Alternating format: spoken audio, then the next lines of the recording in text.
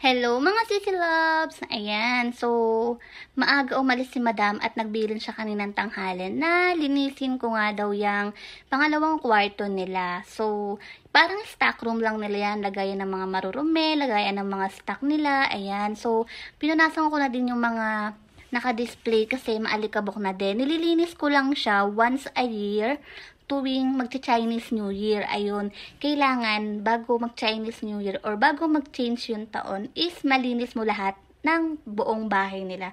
So, sa isang taon, isang beses ko lang siya nilinis. Ngayon, nilinis ko siya kasi nga daw makikitulog ata yung asawa ng kapatid niya. Kasi may lakad ata bukas ng umaga. So, magi-stay diyan. So, nagtiklop na rin ako ng mga damit kasi sobrang gulo na rin. Para mamaya, pagdating ni ma'am is ilalagay na lang niya sa takador at wala na siyang gagawin. Ayan. Minsan kasi nahihiya sila mag-utos sa akin kasi nga all around na ako dito. Kaya yung mga gagawin nila, sila na lang, hindi na nila inuutos. Kaso kasi, hindi niya magawa ngayon kasi nga, may trabaho na siya. O, diba? Niligpit ko na.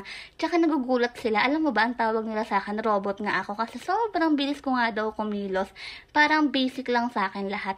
And then, brinesh ko na din yung basahan nila. Ayan. So, hindi naman inutos, pero ginawa ko na rin para wala na rin silang gagawin. And then, nilabahan ko na din yung mga madudumi nila.